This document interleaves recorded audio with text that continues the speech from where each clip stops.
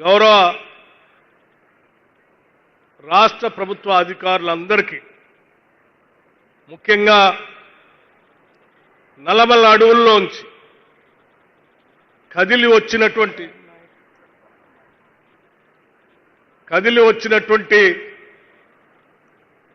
సోదర సోదరీమణులారా, మనతో ఈ ఆనందాన్ని పంచుకోవడానికి ఇక్కడికి వచ్చేసినటువంటి గౌరవ పార్లమెంట్ సభ్యులు బలరాం నాయక్ గారికి, ఇంకా ప్రభుత్వ విప్పులకి, పాత్రికేయ మిత్రులకి అందరికి కూడా ముందుగా నా హృదయపూర్వకమైనటువంటి నమస్కారాలు. ఈరోజు భారతదేశ చరిత్రలో సువర్ణాక్షరాలతో లిఖించదగినటువంటి రోజు ఇది. ఇంత ఒక గొప్ప కార్యక్రమం. ఎందుకనంటే ఈ గడ్డ మీద దున్నేవాడిదే భూమి అనే నినాదం, ఈ తెలంగాణ గడ్డ పైన జంగల్ జమీన్ జల్ అనేటువంటి నినాదం, జల్ జంగల్ జమీన్ అనే నినాదం, భూమి కోసం భుక్తి కోసం అనేటువంటి పోరాటం, ఇదంతా కొన్ని దశాబ్దాల పాటు జరిగినటువంటి పోరాటాలు. అటువంటి పోరాటాల లక్ష్యాలన్నింటినీ కూడా ఒక చట్టంగా మార్చి ఆ నినాదాల్ని ఈరోజు అధికారికంగా అమలు చేయడానికే ఇక్కడ కదిలి వచ్చింది ఈనాటి ప్రభుత్వం, ఈ రాష్ట్ర ముఖ్యమంత్రి రేవంత్ రెడ్డి గారు, వారితో పాటు ఇక్కడికి వచ్చినటువంటి యావత్ కేబినెట్ సభ్యులంతా. ఈనాటి ఈ కార్యక్రమం చేస్తా ఉంటే ఈ ఇందిరమ్మ ప్రభుత్వంలో ఉప ముఖ్యమంత్రిగా ఆర్థిక శాఖను చూస్తున్నటువంటి వ్యక్తిగా నిజంగా జన్మ ధన్యమైందని నేను భావిస్తా ఉన్నాను. నాతో పాటు వజ్రం లాంటి ముఖ్యమంత్రి, వజ్రాల లాంటి మంత్రివర్గ సహచరులందరూ మనసు పెట్టి హృదయంలోంచి, అంతరాల్లోంచి తీసుకొచ్చినటువంటి గొప్ప కార్యక్రమం ఈ ఇందిరా సవర గిరిజల వికాసం.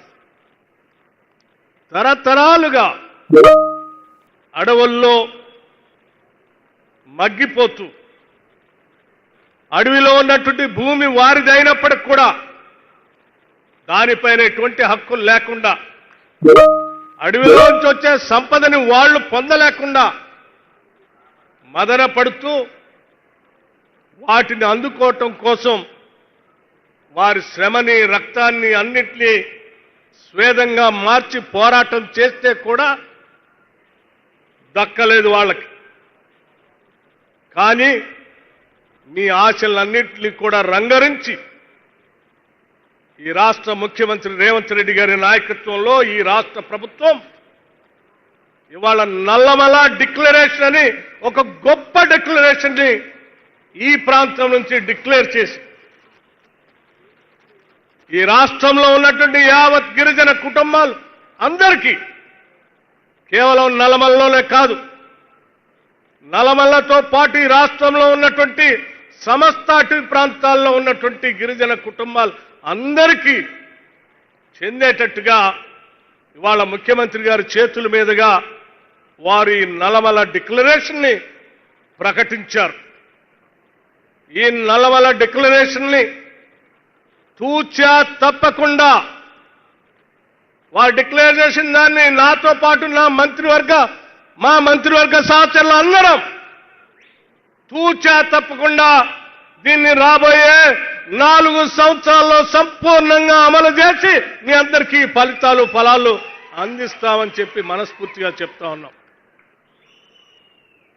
ఈరోజు చాలా మంది ఈ ప్రభుత్వం వచ్చిన తర్వాత ప్రజల కోసం ఆలోచన చేసి అభివృద్ధికి, సంస్కృతికి రావాల్సినటువంటి అన్ని పొందలేక ఆమడ దూరంలో ఉన్నటువంటి వాళ్ళ కోసం ఈ ప్రభుత్వం ఆలోచన చేసి ఒక సమగ్రమైన ప్రణాళికను తీసుకొని వచ్చి దాదాపు 12,600 కోట్ల రూపాయలతో సౌర గిరి జల వికాసం ప్రకటించడం అంటే ఇది గొప్ప ధైర్య సాహసాలతో కూడుకున్నటువంటి కార్యక్రమం అని కూడా నేను చాలా స్పష్టంగా చెప్పదలుచుకున్నాను. ₹1, ₹2 కాదు, 12,600 కోట్ల రూపాయలు. అసలు నీకు భూమే లేదంటే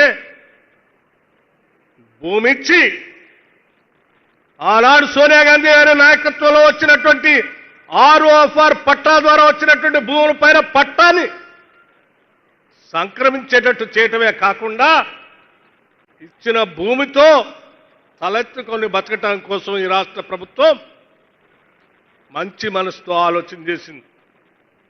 గుండెల నిండా ప్రేమతో మీకు ఇది అందించాలనేటువంటి ఆలోచనతో భూమి ఒక్కటే కాదు, భూమి చదువు చేసుకోవటానికి కావాల్సిన నిధులు ఇవ్వాలి. చదువు చేసిన తర్వాత మనం గతంలో చాలాసార్లు చూసాం, ఎక్కడ అడవిలో పోయి మన అన్నలు మన కుటుంబాలకు సంబంధించిన తల్లిదండ్రులు పంట పండించుకోవటానికి పోతే ఫారెస్ట్ వాళ్ళు పోలీసు వాళ్ళు వచ్చి పంట పండించుకోనికుండా చెట్టు కట్టేసి కొట్టిన దృష్టాంతాల్ని మనం గత ప్రభుత్వ హయాంలో చూశాం. వీటన్నింటిని దృష్టిలో పెట్టుకొని కరెంటు సమస్య లేకుండా సోలార్ పవర్ ఇవ్వాలని, సోలార్ పవర్తో భూగర్భ జలాలు పొరల్లో ఉన్నటువంటి దాగి ఉన్న జలాన్ని బయటికి తీసి ఆ జలాలతో మీ కాళ్ళు కడగటమే కాదు, మీకు పండించేటువంటి పంటకి నీళ్లు అందించి ఆ పంట ద్వారా మీ అందరి జీవితాల్లో మార్పు తేవాలి, ఆత్మగౌరవంతో బతికేటట్టు చేయాలనేటువంటి ఆలోచనే ఈ ఇందిరా సౌర జల గిరి వికాసం. ఇది మామూలు వ్యక్తులు, మామూలు సాదాసీదా ప్రభుత్వాలు చేయలేవు కూడా.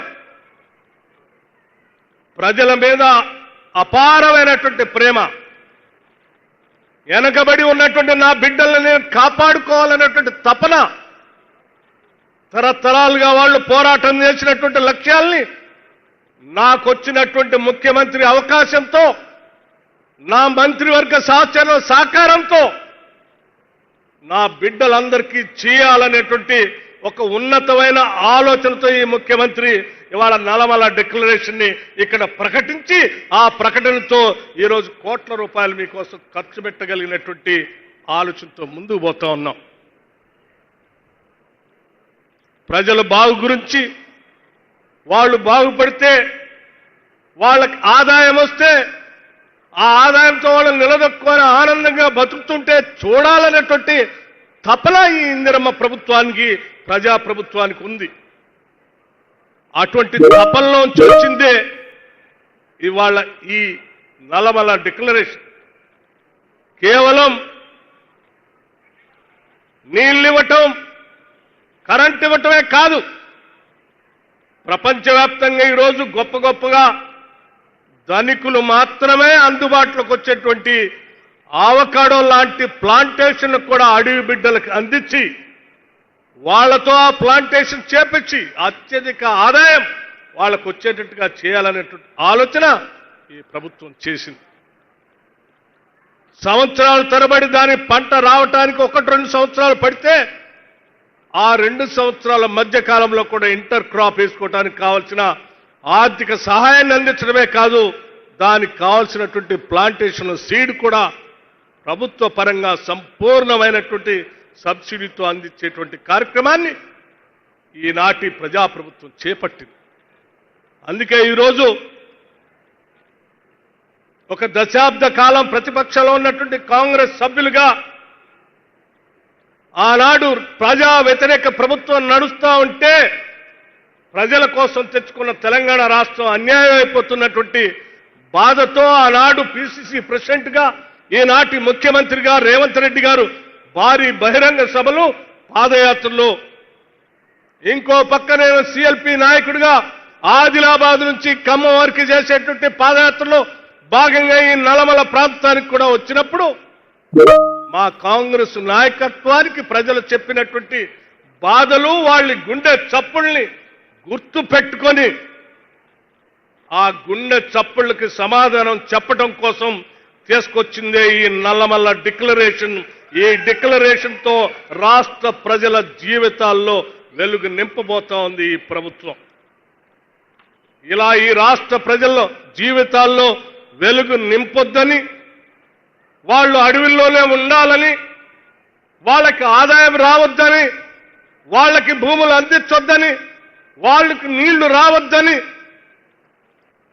కుట్ర చేసేటువంటి కొద్ది మంది కుట్రదారులు నిత్యం ఈ ముఖ్యమంత్రి పైన, లేకపోతే మా మంత్రివర్గ సహచరుల పైన, లేకపోతే ఈ ప్రభుత్వం పైన దాడి చేస్తూ మాటలతో ప్రజల్ని తప్పుదోవ పట్టించడం కోసం ప్రయత్నం చేస్తా ఉన్నారు. నిత్యం ప్రజల కోసం పనిచేసే ఈ ప్రభుత్వాన్ని ఒక మాట అన్నా, లేకపోతే మీరు కుట్ర చేసినా అది రాష్ట్ర ప్రజల పైన మీరు చేస్తున్నటువంటి కుట్రగానే మేము చూస్తాం తప్ప ఏదో రాష్ట్ర ప్రజల కోసం మేము చేస్తున్నటువంటి మాటలుగా మేము చూడం.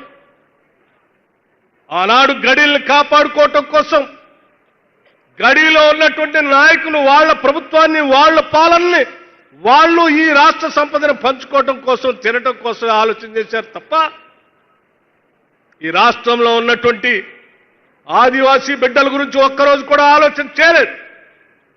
మరి చేసుంటే ఆ రోజు మహిళలను కూడా చూడకుండా చెట్టు కట్టేసి కొట్టేవాళ్ళు కాదు. వాళ్ళ గురించి ఆలోచన చేస్తుంటే భూమి దున్నుకోవటానికి పోతే పోలీసుల చేత అక్రమంగా కేసులు పెట్టించేవాళ్ళు కాదు. వాళ్ళు కేవలం గడీల కోసం, గడీల్లో బతుకుతున్నటువంటి ప్రజల కోసం ఆలోచన చేశారు. ఈ ప్రభుత్వం ప్రజల కోసం ఆలోచన చేస్తాం. ప్రతి పైసా ప్రజల కోసమే ఖర్చు పెడతాం. సంపద సృష్టిస్తాం. సృష్టించిన సంపదని ప్రజలకు పంచుతాం. ఇదే మా నినాదం. అందులోంచే వచ్చే ఈ పథకాలు. అందుకే ఈ నల్లమల డిక్లరేషన్లో సవర గిరిజల వికాసంతో పాటు ఈ రాష్ట్రంలో ఉన్నటువంటి గిరిజన కుటుంబాలకు సంబంధించిన యువతీ యువకుల కోసం దాదాపు ఈ ఒక్క సంవత్సరమే 1000 కోట్ల రూపాయలతో రాజీవ్ యువ వికాసం అని సెల్ఫ్ ఎంప్లాయ్మెంట్ స్కీమ్ ని ప్రకటించి ఇవాళ రాష్ట్ర వ్యాప్తంగా ఉన్నటువంటి గిరిజన కుటుంబాలకు సంబంధించిన యువతీ యువకుల కోసం రేపొద్దున జూన్ 2వ తారీఖు నాడు రాజీవ్ యువ వికాసంతో కనీసం 1000 కోట్ల తగ్గకుండా గిరిజన కుటుంబాలకు సంబంధించిన యువతీ యువకుల కోసం సెల్ఫ్ ఎంప్లాయ్మెంట్ స్కీమ్ కూడా అనౌన్స్ చేశాం. జూన్ 2వ తారీఖు రాష్ట్ర ఆవిర్భావ దినోత్సవం రోజు ఆ శాంక్షన్ లెటర్స్ కూడా ఇస్తుంది ఈ రాష్ట్ర ప్రభుత్వం. అంతేకాదు ముఖ్యమంత్రి గారు, హౌసింగ్ మంత్రి గారు, లేకపోతే మిగతా మంత్రులు ఇందులో మాట్లాడుతూ ఓ మాట చెప్పారు. నిజంగా మీ అందరి తరఫున గుండెల నిండా సంతోషంగా నేను ఈరోజు మాట్లాడుతూ ఉన్నాను. ఈ రాష్ట్రంలో ఉన్న ప్రిమిటివ్ ట్రైబ్స్ అందరి కోసం శాచ్యురేషన్ మోడ్లో ప్రతి ఇంటికి 5 లక్షల రూపాయలతో శాచ్యురేషన్ మోడ్తో అందరికీ ఇళ్లు కట్టించే కార్యక్రమం చేద్దామని ముఖ్యమంత్రి గారు ఇందాక ప్రకటిస్తే ఇల్లు లేనటువంటి కుటుంబాలు వాళ్ళు పడే బాధ, ఆవేదన తెలిసిన వ్యక్తిగా మీ అందరి తరఫున నేను మరొకసారి ముఖ్యమంత్రి గారికి, హౌసింగ్ మంత్రి గారికి ప్రత్యేకమైనటువంటి ధన్యవాదాలు చెప్పడమే కాకుండా యావత్ మంత్రివర్గ సహచరులందరికీ కూడా ధన్యవాదాలు, కృతజ్ఞతలు తెలియజేస్తా ఉన్నాను. మిత్రులారా, ఇది మన ప్రభుత్వం, ప్రజల ప్రభుత్వం. ఇది మన కోసం పనిచేసే ప్రభుత్వం. ఇది మనం దీన్ని గుండెల్లో పెట్టుకొని అరచేతుల్లో పెట్టుకొని కాపాడుకుంటూ ముందుకు తీసుకొని పోతే దశాబ్దాలుగా ఉన్నటువంటి నినాదాలకి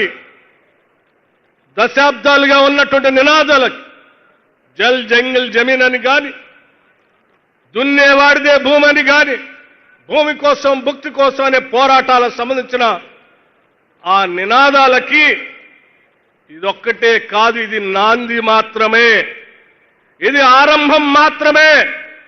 రాబోయే 5 సంవత్సరాల్లో ఇంకా అనేక పథకాలతో ఆ నినాదాలకి కార్యాచరణ రూపం తీసుకొని వచ్చి చట్ట రూపంగా ప్రజలకు అందించే కార్యక్రమాన్ని మా ముఖ్యమంత్రి రేవంత్ రెడ్డి గారి నాయకత్వంలో మేమంతా పనిచేస్తామని ఈ నల్లమల సాక్షిగా రాష్ట్ర ప్రజలకి మాటిస్తా ఉన్నాం. Young India integrated residential schools ఒక్కసారైనా 10 సంవత్సరాల్లో ఆలోచన చేశారా మీరు? ఎక్కడెక్కడో చెట్టుకోహళ్ళే పుట్టకోహళ్ళకు ఉండేటువంటి విద్యార్థులందరినీ తీసుకొని వచ్చి రాష్ట్ర వ్యాప్తంగా ఒకటేసారి 104 స్కూల్స్ ని శాంక్షన్ చేసి ఈ స్కూల్స్ కి ఎట్టి పరిస్థితులన్నా మీరు నిధులు ఇవ్వాల్సిందే, కట్టించాల్సిందే, ఇది నా డ్రీమ్ ప్రాజెక్ట్ అని చెప్పి గర్వంగా ప్రకటించడమే కాదు, ఖర్చుతో కూడినటువంటి ఈ కార్యక్రమాన్ని ఎంత ఖర్చైనా ఒక్కొక్క స్కూల్ కి 200 కోట్ల రూపాయలతో ఈ సంవత్సరమే దాదాపు 1106 కోట్ల రూపాయలు 11,600 కోట్ల రూపాయలతో శాంక్షన్ చేసినటువంటి ధైర్యం ఈ రాష్ట్ర ప్రభుత్వానికి ఉంది. ఆ స్కూల్లో ఎస్సీలు చదువుతారు, ఎస్టీలు చదువుతారు, మైనారిటీలు చదువుతారు, ఓసీలు చదువుతారు, బీసీలు చదువుతారు. అందరినీ ఒక దగ్గర తీసుకొని వచ్చి ఒక ఉమ్మడి కుటుంబం లాగా ఒక అద్భుతమైనటువంటి సమాజ నిర్మాణాన్ని, ఒక ప్రగతిశీల భావాలతో ఈ దేశానికి అద్భుతమైనటువంటి సమాజాన్ని నిర్మించి అందించేటువంటి ఒక గొప్ప కార్యక్రమాన్ని ఈ రాష్ట్రంలోనే యంగ్ ఇండియా రెసిడెన్షియల్ స్కూల్స్ ని, ఇంటిగ్రేటెడ్ రెసిడెన్షియల్ స్కూల్స్ ని కూడా ప్రారంభించాం. 10 సంవత్సరాలు పాలన చేసిన మీరు ఒక్కరోజైనా ప్రభుత్వ పాఠశాలల గురించి ఆలోచన చేశారా? గిరిజన పేద బడుగు బలైన వర్గాలు చదివేటువంటి రెసిడెన్షియల్ స్కూల్స్ లో 40% ప్రభుత్వం అధికారంలో రాగానే మన ముఖ్యమంత్రి రేవంత్ రెడ్డి గారు కేబినెట్ లో ఉన్నటువంటి అందరి సహచరులందరినీ కూర్చోబెట్టి ప్రతి సంవత్సరం పెరుగుతున్న ధరలకు అనుగుణంగా రేట్లన్నిటికీ పెంచుతున్నాం. కానీ మన బిడ్డలు తినేటువంటి అన్నానికి మనం పెంచట్లేదు. ఇది కరెక్ట్ కాదు. 40% ఒక్కటేసారి పెంచండి అని చెప్పి ఆదేశాలు ఇస్తే ఆ ఆదేశాలని ఈ రాష్ట్ర ప్రభుత్వం అమలు చేస్తూ ఇవాళ యంగ్ రెసిడెన్షియల్ స్కూల్లో చదువుకునే ప్రతి బిడ్డకి 40% ఇవాళ డైట్ ఛార్జెస్ పెంచాం, కాస్మెటిక్ ఛార్జెస్ పెంచాం. మిగతా చాలా విషయాలు ఉన్నాయి, వాటన్నిటికీ నేను పోవట్లేదు. కేవలం ఇటువంటి అటవీ ప్రాంతంలో అనాదిగా అభివృద్ధికి దూరంగా ఉన్నటువంటి బిడ్డల కోసం ఆలోచించి చేసినటువంటి పథకాలకు మాత్రమే పరిమితమై నేను ఈ 4 విషయాలు మీకు చెప్పాను. ఎందుకు చెప్పానంటే భవిష్యత్తులో మన జీవితాల్లో వెలుగు నిండాలి అనంటే ఈ ప్రభుత్వం 10 కాలాల పాటు కాదు, ఇంకొక 20 సంవత్సరాలు ఈ రాష్ట్రాన్ని ఇందిరమ్మ ప్రభుత్వం, ప్రజా ప్రభుత్వమే పాలించాలి. దశాబ్దాలుగా ఈ రాష్ట్ర గడ్డపైన ఉన్నటువంటి నినాదాలు అన్నిటికి కూడా చట్టరూపంగా చట్టాలు వచ్చి ప్రజలకి మేలు జరగాలని గుండెల నిండా ఆశతో ఈరోజు మీ అందరికీ ఈ విషయాల్ని చెప్తూ ఇక్కడికి వచ్చి ఈ నల్లమల్ల అడవి మధ్యలో మీ అందరితో మాట్లాడి ఈ కార్యక్రమాన్ని ఈరోజు చేసే ప్రారంభోత్సవంలో పాలుపంచుకోవటం చాలా చాలా ఆనందంగా ఉందని చెప్పి మీ అందరికీ సవినయంగా మనవి చేస్తూ మళ్ళీ తిరిగి మొత్తం నల్లమలలో ఉన్నటువంటి గిరిజన బిడ్డలందరికీ కూడా ఈ పథకాన్ని విస్తరింపజేస్తూ ఆ చేసే కార్యక్రమంలో భాగంగా అదంతా పూర్తవుతుంటే మధ్య మధ్యలో వచ్చి చూస్తామని కూడా మీ అందరికీ చెప్తూ ఈ కార్యక్రమాన్ని దగ్గరుండి కొన్ని రోజులుగా ఈ జిల్లా మంత్రి గారు జూపల్లి కృష్ణారావు గారు, మన ఇన్ఛార్జి మంత్రి గారు దామోదర రాజనరసింహ గారు, స్థానిక పార్లమెంట్ సభ్యులు డాక్టర్ మల్లు రవి గారు, స్థానిక శాసనసభ్యులు డాక్టర్ వంశీకృష్ణ గారు ప్రత్యేకంగా ఇక్కడే క్యాంప్ వేసి ఈ స్కీమ్ని విజయవంతం చేయటం కోసం దగ్గరుండి పనిచేసినందుకు వారికి కూడా నేను మనస్ఫూర్తిగా అభినందనలు, కృతజ్ఞతలు తెలియజేస్తా ఉన్నాను. ఇచ్చినటువంటి ఆదేశాలని తూచా తప్పకుండా స్కీమ్ని అమలు చేయటం కోసం నిత్యం పనిచేసినటువంటి మా గిరిజన శాఖ సెక్రటరీ శరత్ దగ్గర నుంచి మా కలెక్టర్ దగ్గర నుంచి అందరినీ కూడా నేను అభినందిస్తా ఉన్నాను. ఇటువంటి పథకాల్లో పాలు పంచుకునేటువంటి భాగ్యం మీ అందరికి కూడా కలిగినందుకు మీకు కూడా నేను అభినందనలు తెలియజేస్తూ ముగిస్తా ఉన్నాను. జై హింద్, నమస్కారం. ఆనరబుల్ డిప్యూటీ సీఎం గారికి ధన్యవాదాలతో మన నల్లమల్ల పిల్లగాడు తల్లి ఒడికి నడిచొచ్చిండు. మన నల్లమల్ల పిల్లగాడు తల్లి ఒడికి నడిచొచ్చిండు. సర్కారు బళ్ళె చదివి సర్కారు నడిపిస్తాండు. సర్కారు బళ్ళె చదివి సర్కారు నడిపిస్తాండు. ప్రజా పాలనలో ప్రతి పౌరుడిలో ప్రజాస్వామ్య స్ఫూర్తి ఇస్తున్నారు.